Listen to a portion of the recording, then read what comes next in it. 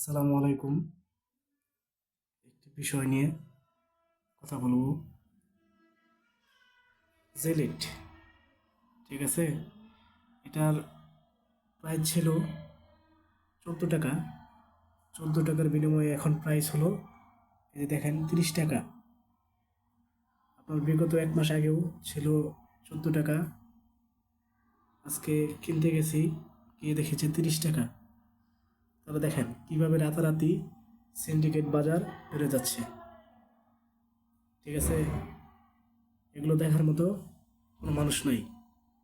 এই দেখেন, আপনাদেরকে দেখাই, বাস্তব প্রমাণটা দেখাই। এই দেখেন, এই যে আমি তুলে দেখাইতেছি। এই যে দেখেন,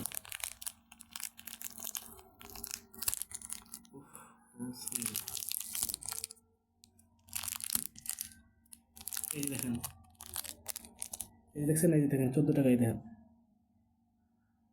এই যে দেখছেন 14 টাকা। এই দেখেন, আপনাদেরকে এইটাও দেখাই। দেখেন, তাহলে আমরা কোন দেশে, দেখেন আমরা কোন দেশে তাহলে বসবাস করি। দেখেন এই দেশ কীভাবে উন্নত হবে। দেখেন, এই দেখেন, দেখছেন এই যে 14 টাকা। দেখেন, যেটার মূল্য ছিল 30 টাকা, স্টিকার লাগাই দিয়ে, এই দেখছেন, এই যে স্টিকারটা লাগাই দিয়েছিল 30 টাকা। দেখেন, এই হলো বর্তমান অবস্থা। প্রতিবাদ করার মতো কোনো মানুষ নাই। সবাই শুধু মানে স্বার্থের পাগল, টাকার কাছে সবাই বিক্রি হয়ে গেছে। দেখেন, এখন কি বলবো, আর কিছু বলার নাই প্রয়োজন। তো আজকে প্রমাণটা করে দিলাম, কেউ এরকম প্রতারকের হাতে পড়বেন না।